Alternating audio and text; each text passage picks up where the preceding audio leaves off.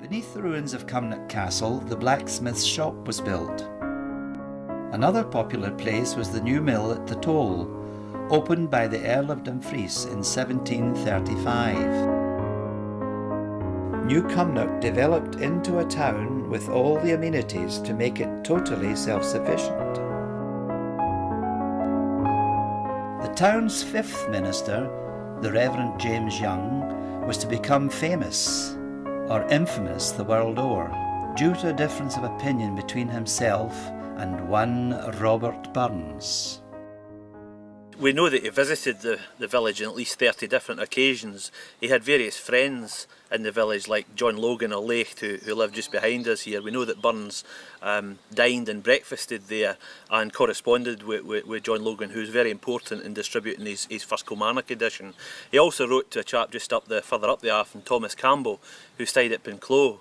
And these friends were very important at the time when Burns was trying to make his name in literature by publishing his Kilmarnock edition. He also knew the Reverend James Young for the kirk down there, who was minister in that kirk for a year before Burns was born to a year before Burns died.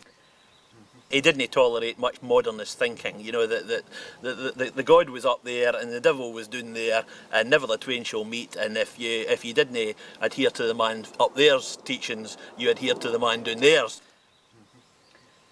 Well, there's always been a tradition that Burns indeed stayed at the old mill farm, which was the biggest establishment in the area really. The old mill for centuries before had been kept by the McKnights, in fact, who were still in it in Burns's day, and it was the inn of the place. It was the place where people came and went, stayed overnight, etc. And it was a very, very important inn at the time.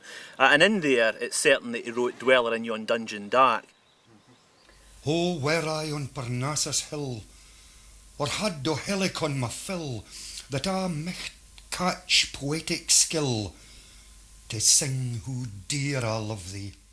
When he was jogging along on horseback, making this journey between where he was staying, setting up the farm at Ellisland, and of course the great love of his life, Jean Armour, who was up in Mauchline at the time, he had plenty of time to think because there's nothing else much he could do. And of course he had a great habit of, thank goodness he did, of composing poems and songs as he jogged along on his horse.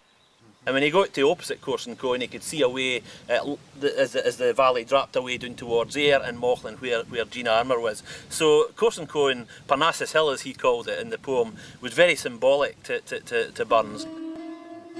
The Afton's always been a sacred place. It was almost mentioned in hallowed terms that Burns had immortalised this burn, which is now known throughout the world for these lines that he wrote.